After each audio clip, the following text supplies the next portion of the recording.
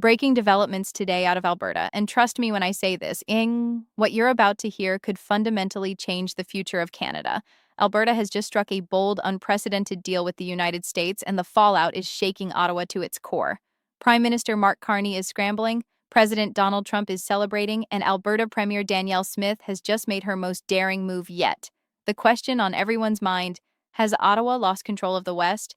Let's start with what we know. Alberta, Canada's oil-rich province, has always carried weight in the national economy. Its energy resources are the backbone of Canadian prosperity.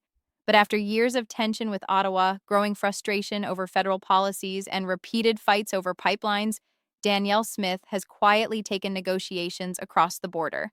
And now, those secret talks are no longer secret. The deal is simple on paper, but explosive in reality. Alberta has agreed to supply massive amounts of energy directly to American companies, bypassing Ottawa's authority. No federal middleman, no Canadian oversight, just Alberta and Washington face-to-face, signing contracts that Ottawa never approved. And here's the kicker. Trump himself has reportedly endorsed this agreement. According to insiders, he sees Alberta as America's energy lifeline in a time of global instability. That endorsement gives Smith not just economic leverage, but political legitimacy. Suddenly, Alberta is no longer just a province playing within Canada's rules. It's acting like an independent energy power. Now pause and think about what that means. For decades, Canadian unity has rested on a fragile balance. The West supplies resources and Ottawa ensures national control. But tonight, that balance has cracked. Mark Carney is said to be furious. Cabinet members are warning this deal undermines the very foundation of Confederation. One even called it the first step toward Alberta's exit from Canada. So how did we get here? This didn't happen overnight. Alberta has been drifting from Ottawa for years. First came the frustration with carbon taxes, then the fight over pipelines, then the endless debates about equalization payments, billions flowing east while Alberta felt shortchanged. Danielle Smith has positioned herself as the voice of Western independence, promising Albertans she'd stop letting Ottawa call the shots, and now she's delivered. But Ottawa's problem is bigger than Alberta alone. Saskatchewan is watching closely. British Columbia is listening. Manitoba's farmers, too, are whispering about what autonomy could mean for them. If Alberta proves it can cut a deal with Washington without Ottawa's blessing, what's stopping other provinces from following suit? That's the nightmare scenario for Carney, a domino effect that tears Canada apart, one province at a time. Meanwhile, Trump couldn't be happier. His White House is framing this as a historic energy partnership between Alberta and the U.S. He gets cheaper oil, direct supply lines, and a chance to poke Carney right in the eye. For Trump, this is more than economics. It's politics.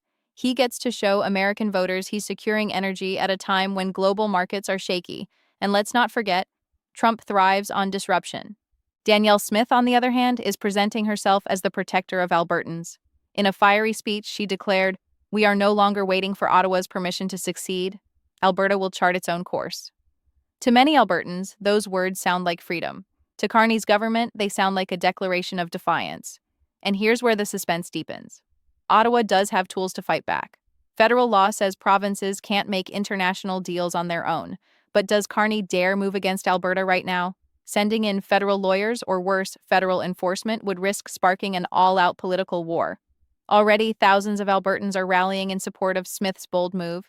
The Premier is riding a wave of popular energy, and every day Carney hesitates, that wave grows stronger. Behind closed doors, sources say the Prime Minister's office is split. Some advisors want Carney to clamp down hard to show that Ottawa is still in charge. Others fear that too much force will only fuel Western separatist sentiment. The phrase being whispered in political circles is chilling, another Quebec moment. But this time, it's not French Canada threatening to leave. It's the West, and the stakes are even higher.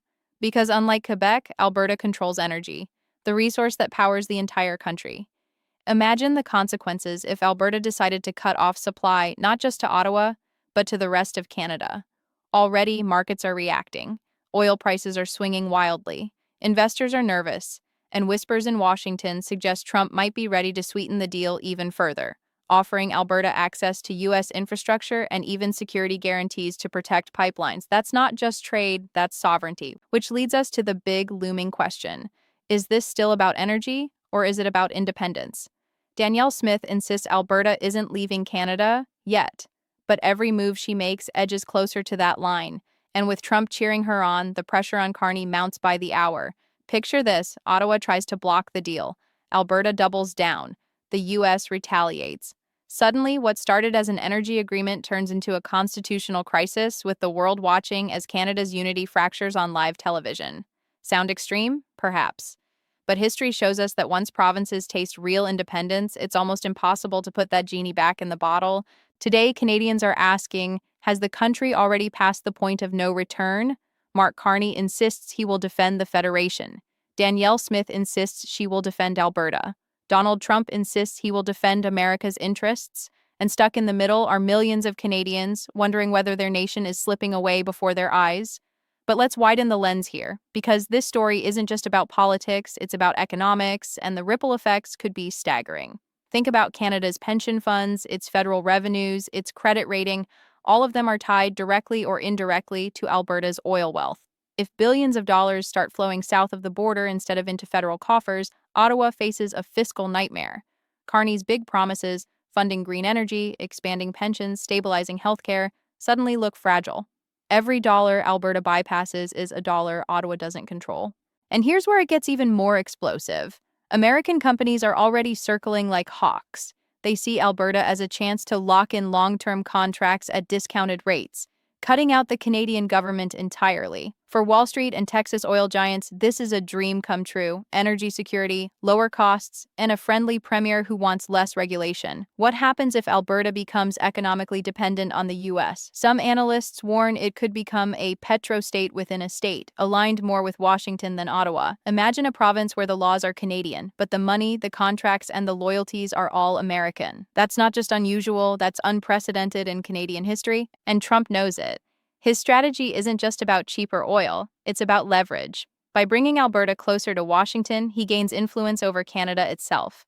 Every time Carney tries to push back, Trump can remind him that America now has Alberta on speed dial. It's a geopolitical chess move, and so far, Trump is 2 steps ahead. Danielle Smith, for her part, insists this is about fairness. She argues Albertans are tired of being treated as Ottawa's piggy bank, tired of sending billions east while their own communities struggle. But critics warn she's playing with fire. Once you tie your economy to a foreign capital, can you ever untangle it again? And here's a scenario few people are daring to say out loud. What if Alberta eventually holds a referendum, not just on separation, but on alignment with the United States? The legal road is murky, the politics messy, but the sentiment is real. Polls already show growing frustration with Ottawa. If Trump offers Alberta direct access to U.S. markets, U.S. infrastructure, even U.S. protection, how many Albertans would start to think the unthinkable? So where does this all end? Some say Carney will negotiate, that he'll offer Alberta more autonomy to keep them inside Canada. Others predict a court battle that drags on for years. But the truth is, neither side seems willing to blink.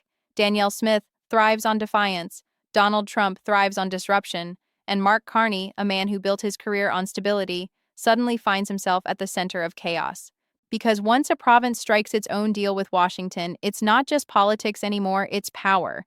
And power, once claimed, is almost never given back. Stay with me, because the days ahead could decide not just Alberta's future, but the future of Canada itself.